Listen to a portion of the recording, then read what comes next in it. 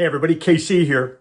So today we have on OffBeat another in my series of author interviews. And I have to say, this has been such a gift in a lot of ways of the pandemic, right, which has been awful in so many ways. But one of the real gifts of the pandemic has been the ability to use Zoom to have conversations with a wide variety of people, both inside the industry and outside the industry, and especially favorite authors of mine for OffBeat. And so this is actually Mark Greaney's second appearance on Morning Newsbeat. He is the author of the Gray Man series. He's got a new book out called Sierra 6, which I thought was just fabulous. I love this book. I had an e-copy of it on my iPad. And the only reason I stopped reading it was like 2 o'clock in the morning. And I'm keeping the fire going and stuff like that. I'm reading it, and finally my iPad ran out of juice. And I finally said, well, I guess that's a signal to go to bed. But that was the only reason I stopped reading. So anyway, so this is a terrific book, and he was very kind to come on and talk on Morning Newsbeat again. We talk about the book. It's got a really interesting and different structure for him. It's almost like two novels in one, so it's an embarrassment of riches. But we also talked a little bit about the business of being Mark Greeny and what it's like to have a brand that he's got to maintain. In addition to he's up to doing 2 books a year right now. And so it was a really interesting conversation. I was glad we had a chance to do it, and I hope you enjoy my conversation with Mark Greeny, author of Sierra 6. Mark Greeny, welcome back to Morning Newsbeat. Hey, thanks for having me back. So I have to say, I love this book. It was a total page turner, couldn't put it down kind of book. And one of the best things about it, for me, it's kind of like 2 novels. I mean, This thing is jam-packed with 2 different timelines, 2 different plots. How did that come about in terms of you wanting to approach the book that way? Oh, before we start, I didn't hold it up because I don't have a real copy. Can you hold it up? It's called Sierra 6, and on bookstores on next Tuesday. So, okay. Correct. Yeah, on the 15th it comes out. Yeah, this is book 11 in my Gray Man series. So I've been talking for a long time, or thinking for a long time, about doing some kind of an origin story and going back and, so fans can see some stuff that happened before the beginning of the first Gray Man book. But the problem with that, I determined as I, got closer and closer to wanting to do that story, is you have to ask yourself, what are the stakes? Everybody knows that the hero is still alive and kicking, in book 10.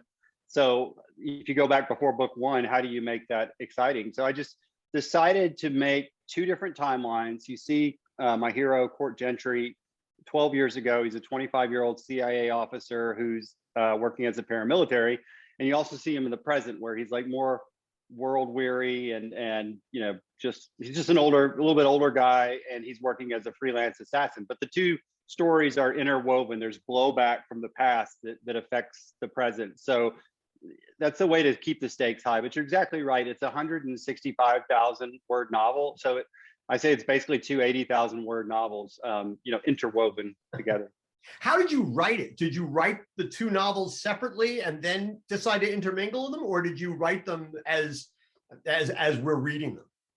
I thought it would make more sense, or it seems simpler to write them separately. And as I got into it, it didn't work. I had to go back and forth because it's not just 2 stories that, intertwine at the end. I want to leave the past and then go in the present, and there's something relevant to something that happened in the past. And to do that correctly, believe me, I struggled with this for months and months to get that, that balance right from the present and the past. But I did sort of write them concurrently, or, just not sequentially, but together. It was a process that evolved over time, because I did try and do it the way that you said, and it didn't work out for me. What appealed to you about wanting to write a less finished Court Gentry? I thought it would be fun to be able to tweak the hero's personality a little bit, just to picture him younger and go into a little bit more of his backstory, of his history, to show readers how he became the person he is. Some of his vulnerabilities are sort of revealed when he was a younger man.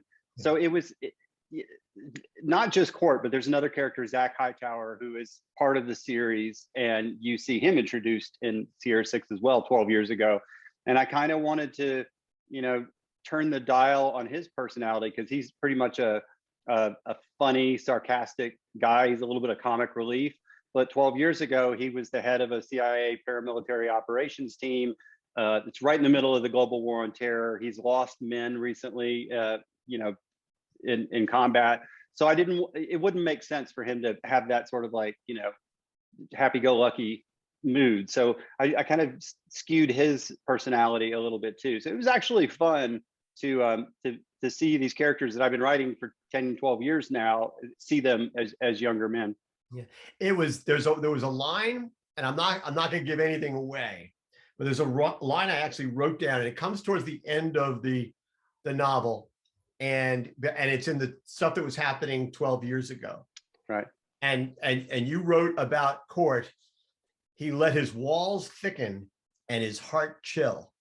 And I got chills when I read that, because it explained all the other novels. And so, yeah, it is just a fabulous line. Thank you very much. Yeah, that's the idea. You want to see Court maybe a little too confident, maybe a little too self-assured, and then kind of brought a peg down in the past. And that sort of makes him the little bit more stoic guy that he is in the present. It was also sort of fun to see characters who we'd met at various points in the book. Maurice was one.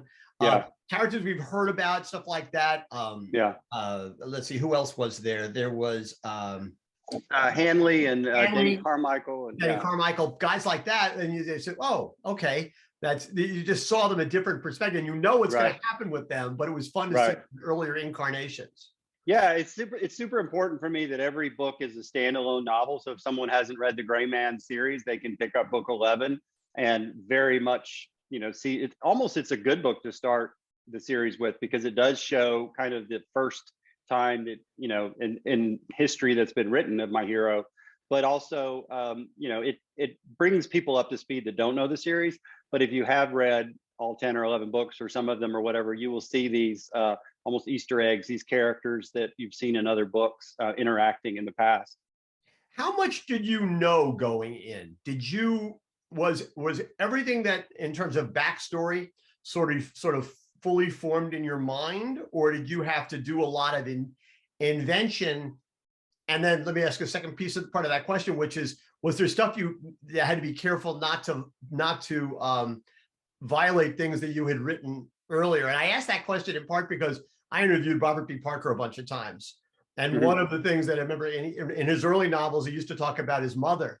And then in like novel 10, he decided that Spencer had died in childbirth. And he said, well, I don't care. Yeah, exactly. You know? Yeah, I mean, I run into that. I'm 11 books in, so it's hard to remember things. I did have to invent, and I did have to go back and look and be like, what were the names of the guys on his paramilitary team, you know, at another point, and look up stuff like that. I've made the same mistake. I think the first Gray Man book, I said that the hero was from near Jacksonville, Florida. That's where he was born. It just is a little throwaway line. And then like book 3, I misremembered that. I never went back and checked. And I was like, yeah, he's from near Tallahassee. So I put that in the book. And then like on book 5, I was like, all right, I need to clean this screw up. So I looked on the map and found a little town directly between Jacksonville and Tallahassee. And that's where he hails from. And very sadly, like the editor of the newspaper there sent me a really nice email, and he's like, I'd love to know about your relationship with our town. We'd love to do a story about that. And, you know, how do you know this street and everything? And I'm like, honestly, I'm not going to give you the answer you want. It's like, I put it there because geographically it made sense, and I use Google Maps. That is just so funny. Yeah.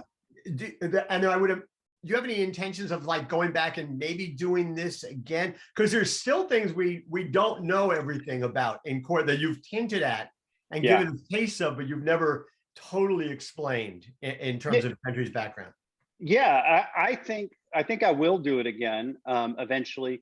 There's something about having 2 novels interwoven into one that both have ticking bomb, you know, like timelines and you know, all the twists and turns that happen in 2 different stories, and working that together. There was something very satisfying about that, once it was done, you know, I always say 98, when my book is 98% done, it's junk. Like, I don't think anyone can make heads or tails out of it. It's just literally at the end where you're like, okay, this is not awful. Because I guess I'm hard on myself, but also, you know, these books are 165,000 words, 500 something pages, and there's a lot of little things to clean up all the way through the process. But I like the idea of going back in his past, because I've always talked about his history in general terms, and it would be fun to go back into some other events of his past and write about them. As you say that, a question occurs: are you aging your characters in real time? No, I absolutely do not do that. I respect people that do. It just doesn't work for my character. You know, if Ian Fleming was still around writing James Bond novels, I don't think James Bond would be 113 years old out there, you know, doing his thing. I basically have him sort of perpetually in his late 30s. And will that change? I don't think it will change. I mean, I'll write other characters who are older than I have, you know, or other book series. But I think the Gray Man is going to kind of stay in this point in time and just keep the contemporary story. Now, the problem with that is, like, early on, I said his dad was in Vietnam. And I guess that still works, but it's not going to work for much longer. I'll have to say his dad was in the Gulf War or something. I'm not sure. Yeah. I know Michael Connolly has said that's he's writing. I mean, he's going to write Bosch until Bosch. I mean, but right now Bosch is in his 70s. Yeah, it just becomes a problem. I'd love to ask you some just a couple of process questions. How do you work? What's your process? I mean, are you a work all day kind of person? Or are you work in the morning and do something else in the afternoon? What's your process? Yeah, every time someone asks me that, I'm like, I don't know. Do you have any ideas? I'm always looking for tips. It's not very scientific, although I write first thing in the morning. I got married in 2020, and my wife has I have 3 stepkids now, which I did not have before. So there's carpool. And so I'm not starting as early in the day as I did. I've kind of got to get back and get everybody out of the house. But I will write as long as I can. So I'll, you know, as long as I'm not doing other things, I will write into the early afternoon. And I always do, part of my process that is unchanged is, for at least a week, usually 10 days, 2 weeks, I'll go to a hotel, you know, shortly before deadline in Chicago or DC or wherever, and just lock myself into a room or just write in the lobby all day long. And it just gets me away from all the distractions, and I can generate a lot of words and really do a lot of cleaning up to the story when I do it like that. And it's a very effective part of my process. The rest of the time, you know, honestly, the closer I am to deadline, the more hours a day I work. It's as simple as that. And the further away I am from deadline, the less I work. Right now, I'm plotting next year's book, so I have some synopsis and I have some chapters, but I'm not, you know, working all day on the book just yet. And I was going to ask you, so you lay out your plots. You outline everything before you sit down? I do it, yeah, roughly and maybe poorly. I write out maybe 5 to 10 pages of what happens in the story. I show it to I talk to my editor about it because I want him to know what I'm, thinking about, and he has a lot of great insights. And then I sort of put that to the side. I never read it again. I never look at it again after I get it, because it's basically, I've got enough of it in my head to get going. And then the story is going to change as you're doing your research and your location research and, doing the reading you do and just ideas that come on the day. So it's kind of half and half. I have a general outline that is, in the back of my head, and then I'm just writing day to day. How many drafts do you go through? Well, let's see. So that's funny that my books, I have a deadline, and I always blow past the deadline a few weeks. And then, so the minute I write the end, like the second I say the end, it goes to my editor. Right. It hasn't been cleaned up, but I do a lot of editing on each day. There's a part of each day where I'm just not productive. And as far as like generating new, the creativity isn't quite there. So I'll just go back and read a few chapters and edit it. So, the book has been edited many times before I turn in my first draft. So it looks pretty good, but that goes to the editor. It comes back to me. I do a second draft. It goes to the copy editor. It comes back to me. I do a third draft. It goes to the proofreader. It comes back to me, and I do a fourth draft. And then it ends up on the shelf after that. And there's usually a few mistakes still in there. I'm curious, and this is I think my audience will find this, would be interested in this. How much attention do you pay to the business of being Mark Greeny? You know, the Mark Greeny brand, because I mean, you've got a lot of books, and you're going to have a movie, and it's not just you sitting down to do a novel anymore. Right. I am committed to writing the same number of words I was writing when nobody cared that I was writing, or before I started working with Tom Clancy 10 years ago. I've been writing 2 books a year ever since about 2009 or 10, and I'm writing 2 books this year, and I've got 2 novels coming out and a film coming out.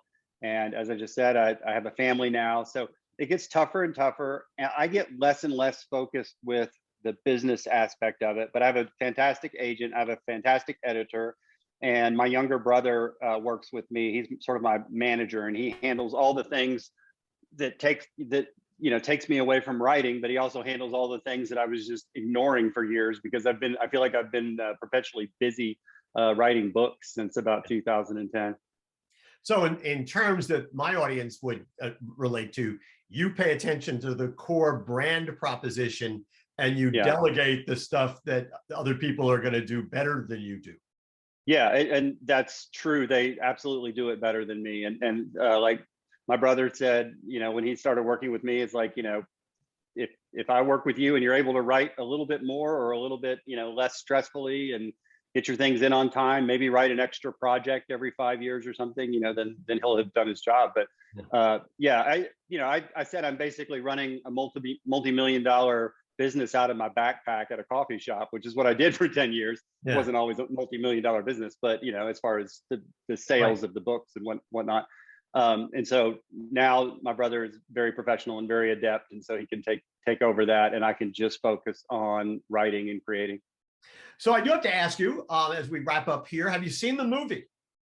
No, I haven't seen the film. I know they did a test screening. I don't think it's completely locked. I think they're still working on it. I've seen 15 seconds of film from it, which is kind of going around on YouTube and Netflix and such. And but I did read the shooting script before they started filming, so I know what's in it, and I'm really happy. I'm really excited about it. Good. And they don't have a date yet, do they? No, I'm hearing July, but I don't know a date in July, and who knows, that could be subject to change, but that's just kind of what I'm hearing on the inside. It'll probably come out in July. And will they put it in theaters as well as on Netflix, or will they just go right to Netflix? Do you know? That I don't know. I know that sometimes they'll do a theatrical release, but I don't know about this. No one has told me, and I haven't even inquired. So I joke with my wife. It's like we're going to be flipping channels one day, and it's going to be on. Hopefully, we get a little bit advance notice. But well, I hope they have some kind of premiere and invite you. I do too. I do too. But if they invite me and don't invite my children, then they just created problems for me. They haven't done me any favors. So I have one last question. I love the painting on the wall behind you. Who's the artist? It's totally cool. Well, I'm very glad you asked, because yesterday I was doing my podcast.